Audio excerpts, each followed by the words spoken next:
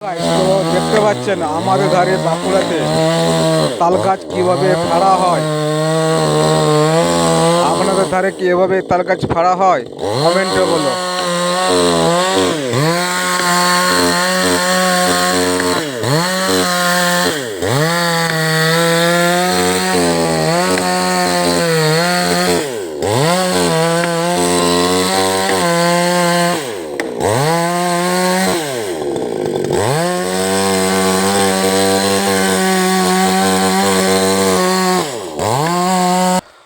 আপনারা কি চেরাই কল নিয়ে যান?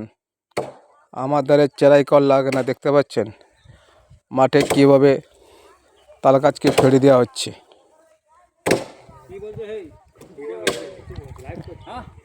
এই ভিডিও